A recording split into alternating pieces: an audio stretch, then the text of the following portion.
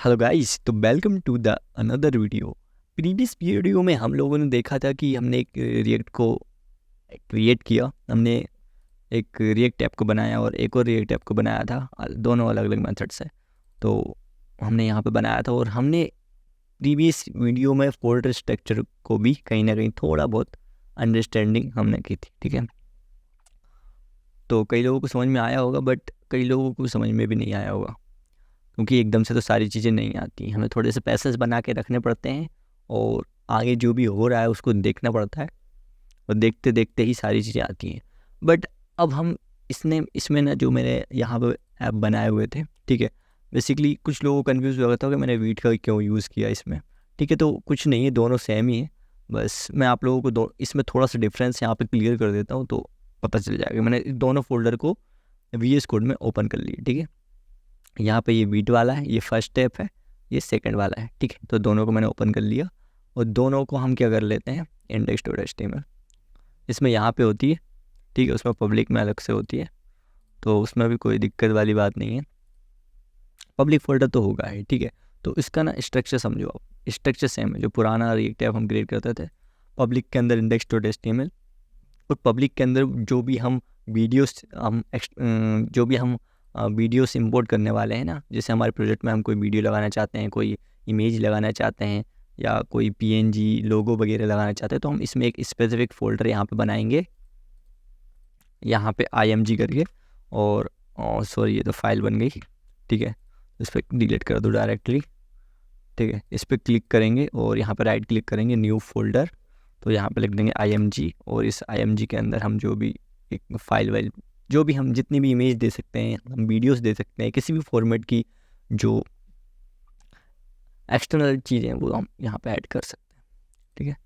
तो अब हम सोर्स वाली फाइल को, हमने पिछली वीडियो में समझा था कि index.html जो हमारे एंट्री पॉइंट होता है रिएक्ट का, वो index.js होता है, ठीक है। उसके बाद जो ऐप होता है उसमें बहुत सारे हम कंपोनेंट्स को रेंडर करवाते हैं। लेकिन कहीं ना कहीं हमने एक चीज़ यहाँ पे नोटिस करी कि हम जब भी इंपोर्ट वर्ड यहाँ पे यूज़ कर रहे हैं, इंपोर्ट ऐप लिख रहे हैं, तो कहीं ना कहीं हम उस फाइल को इंपोर्ट करते हैं। देन उस फाइल को इंपोर्ट करने के बाद हम यहाँ पे इस टाइप से यूज़ कर लेते हैं। यहाँ पे opening tag and closing tag आप लोग देख रहे होंगे, सिंपली HTML की तरह यहाँ पे दिख रहा है। तो अभी हम इसके ना थोड़े से रूल्स को समझेंगे कि ये एक्चुअली वर्क कैसे करता है, इसको लिखने का तरीका क्या है। बट उससे पहले, जब हम इसमें HTML यहाँ पे, हम उससे पहले एक चीज़ बताता हूँ आप लोगों को। यहाँ पे जब हम HTML लिखेंगे या HTML की जगह क्या लिखेंगे, वो चीज़ को समझना बहुत ज़्यादा ज़रूरी है। तो बताता हूँ मैं, ठीक है। इन दोनों के बीच डिफरेंस देखो, कुछ नहीं है, सेम डिफरेंस है। जो वीट वाला फोल्डर ना, उसमें बस ये है कि SRC के अंदर index.js की जगह पे main.jsx लिखा है। अब JSX और JS में क्या अंतर है, देखो मैंने फर्स्ट वीडियो में बताया था कि यहाँ पे रिएक्ट में JSX लिखाती है, यानी कि जावास्क्रिप्ट एक्सटेंशन लिखाता है, ठीक है। JSX देखो, जावास्क्रिप्ट एक्सटेंशन। तो ये बिल्कुल HTML की तरह ही होती है, ये समझ लो कि HTML का दूसरा भाई है JSX, ठीक है। तो बिल्कुल HTML की तरह काम करती है, ऐसा कुछ नहीं है कि आपको HTML बिल्कुल, अगर आप लोगों ने HTML यहाँ पे HTML के टैग्स लिखे हैं, तो आप बिल्कुल फ्रेंडली हो जाएंगे इस JSX में, ठीक है।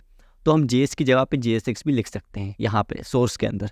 जैसे कि हम कंपोनेंट्स में काम करते हैं ना, आप कंपोनेंट्स क्या होते हैं, पीस ऑफ कोड। जैसे कि यहाँ पे ऐप देखो, मैन है, इसको index.js समझ लो, ठीक है। और जो ऐप था app.js, उसमें भी app.js था, उसमें बहुत सारी हम चीज़ें यहाँ पे दे रहे होते हैं, ठीक है। तो यहाँ पे बहुत सारी चीज़ें हैं, मैंने जब प्रीवियस वीडियो में आप लोगों को बताया था, मैंने सारी चीज़ें हटा दी थी।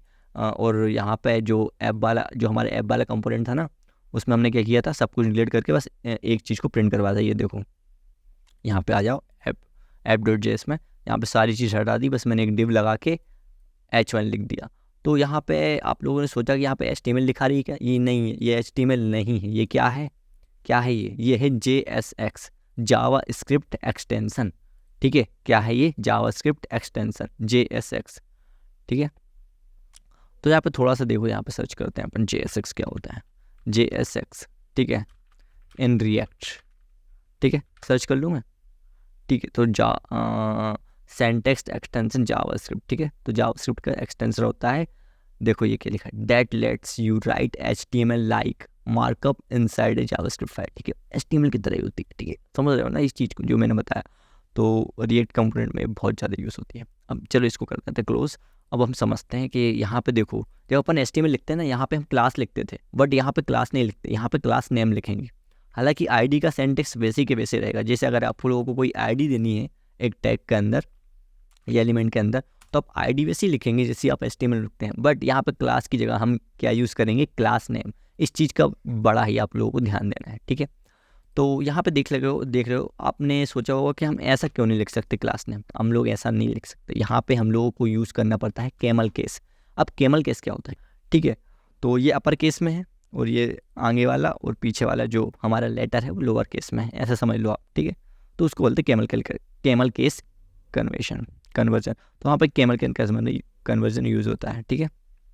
अब देखो आईडी का तो वैसे ही है, अगर मैं कोई भी आईडी दे दूँ, जैसे कि यहाँ पे मैं हेडिंग ही दे देता हूँ, हेडिंग, ठीक है। तो आईडी का वैसे ही है, बाकी क्लास नेम हम यूज़ करते हैं, ठीक है। अब यहाँ पे H1 लिखा हुआ है, ठीक है, तो बिल्कुल वैसे यूज़ करते हैं, ठीक है। यहाँ पे हम पैराग्राफ भी दे सकते हैं, ठीक है। ये क्या था भाई, JSX यहाँ पे नहीं, जावास्क्रिप्ट हो गया है, ठीक है। तो हम यहाँ पे लिखेंगे JSX, ठीक है, एंटर कर दी। अब मैं लिखूँगा पैराग्राफ, ये देखो काम कर रहा है, क्योंकि यहाँ पे मैंने JS लिखा है ना, तो वो JS की फाइल समझ रहा है, जैसे app.js लिखा है ना, JS की फाइल समझ रहा है, ठीक है।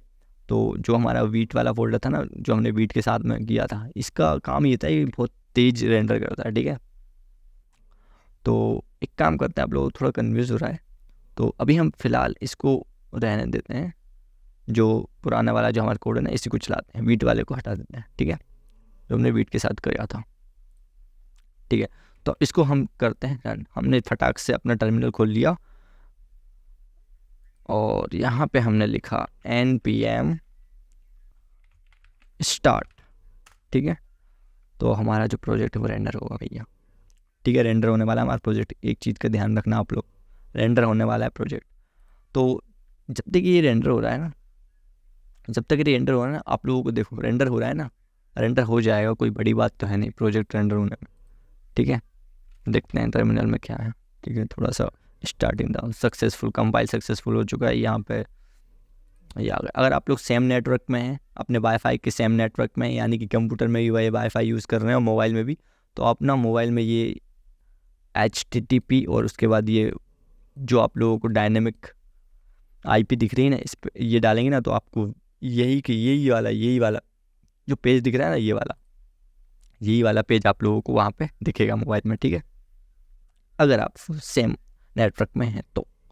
अब देखो, अब कई लोग सोचे होंगे ये सेंटर में कैसे आ गए, यहाँ पे तो कुछ है नहीं। देखो क्लास नेम, क्लास क्या है, क्लास नेम क्या है, ऐप, और app.js देखो यहाँ पे इंपोर्ट है ना, पहले तो app.js में हो, क्या इंपोर्ट है यहाँ पे इंपोर्ट है app.css, ठीक है। इंपोर्ट है मतलब हमने इंपोर्ट कर ली, यानी कि इसमें ले ली, तो इस पूरे फाइल में app.css भी है, ठीक है। ये एक्सेस करती है app.css, इसको एक्सेस करती है पूरी फाइल को। और ये पूरी फाइल में हम जैसे हम कुछ इंपोर्ट करते हैं ना, तो उसको भी यूज़ करते हैं, जैसे कि हमने index.js में ऐप को यूज़ किया था, इस टाइप से यूज़ करेंगे, और यहाँ पे लिख देंगे ऐप, तो उसको ऐप यूज़ कर सकते हैं, और इस टाइप से लिखेंगे तो वो अपन को यूज़ करेगा इस टाइप से, ठीक है।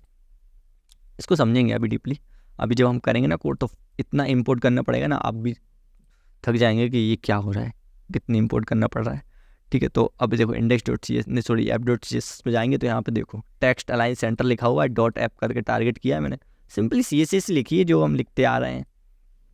अब देखो, अब समझना ये है कि चलो app.js में चलता है, इसमें index.js वाली फाइल अलग है, app.js फाइल अलग है, तो आप लोगों को दो नहीं बनानी, कोई भी एक बना लो। और बहुत सारे तरीके हैं यार, इसको CSS कैसे लिखते हैं, ठीक है। एक ही फाइल के अंदर हम लास्ट में यहाँ पे भी CSS लिख सकते हैं, यहीं पर टारगेट कर लो, या हम इन फ्यूचर कुछ फ्रेमवर्क का यूज़ करेंगे, लाइक जैसे टेलविंड हो गया, ठीक है। तो उससे पहले आप लोगों को थोड़ी सी चीज़ बताता हूँ, ठीक है, थोड़ी सी इम्पोर्टेंट चीज़ है। देखो हमें ना ये सारे जो यहाँ पे चलते हैं, सबसे पहले तो एक्सटेंसन है ना, यहाँ से डाउनलोड होते हैं, ठीक है। VS कोड में अगर आप लोगों को नहीं पता कि एक्सटेंसन कैसे डाउनलोड होते हैं, तो यहाँ से होते हैं। अगर आप लोगों ने HTML चलाई ना VS कोड में, तो आप लोगों ने कहीं ना कभी गो लाइव, यानी कि लाइव सर्वर जरूर किया होगा। लाइव सर्वर एक एक्सटेंसन है जिसके थ्रू हम अपने HTML कोड को रेंडर कराते हैं ब्राउज़र पे, ठीक है, लोड कराते हैं, तो उसका नाम है लाइव सर्वर। यहाँ पे लिखेंगे ना, आप कुछ भी सर्च करेंगे लाइव सर्वर, ठीक है। तो यहाँ पे आ जाएगा, देखो मेरे में पहले से इंस्टॉल है तो यहाँ पे डिसेबल और अनइंस्टॉल का बटन आ रहा है। तो आप लोग, जब आप लोगों को इंस्टॉल नहीं हो तो आप लोग इंस्टॉल कर सकते हैं। तो कहने का मतलब ये, जब हम रिएक्ट को चलाते हैं ना, तो हमें कुछ एक्सटेंशन की ज़रूरत होती है। ज़रूरत क्यों होती है? ये बहुत ज़्यादा हेल्पफुल होते हैं, ठीक है, हमें काम करने के लिए। तो पहला एक्सटेंशन लाइव सर्वर, जो कि मेरे में पहले से इंपोर्ट है, ठीक है। दूसरा है ऑटो क्लोज टैग, ठीक है, ऑटो क्लोज टैग है, तो ये भी देख लेते हैं।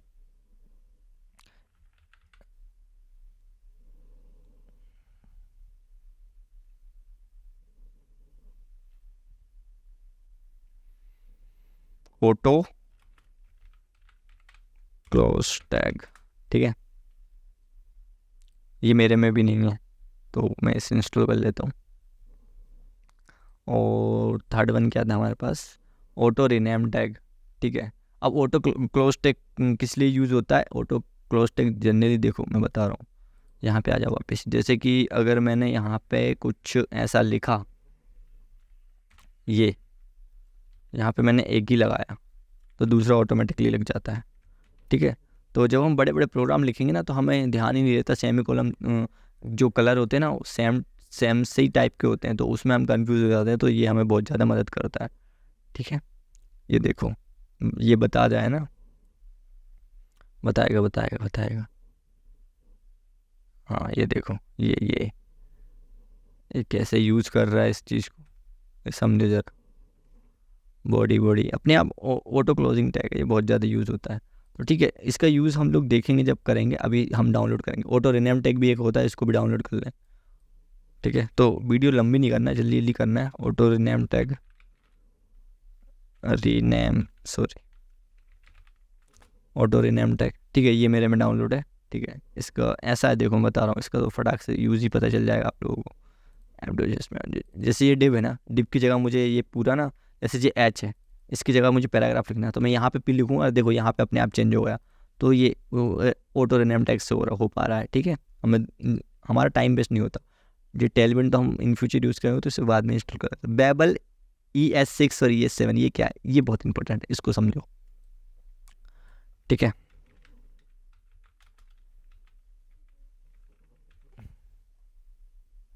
ये इसको इंस्टॉल करना बहुत ज़्यादा ज़रूरी है। क्यों? क्योंकि जो ECMAScript होती है, जब हम जावास्क्रिप्ट में कोई भी अपडेट आते हैं ना, जब जावास्क्रिप्ट में बहुत सारे अपडेट आते हैं, तो जब अपडेट आते थे ना, तो रैंडमली आते थे, कोई भी कुछ भी कर रहा है, तो फिर उन लोगों ने जावास्क्रिप्ट वालों ने एक स्टैंडर्ड बनाया, उनकी कम्युनिटी ने। तो स्टैंडर्ड बनाया, तो ECMAScript एक ऐसा स्टैंडर्ड बनाया जिसके थ्रू बहुत सारे अपडेट आते हैं, बग्स आते हैं जो सॉल्व होते हैं।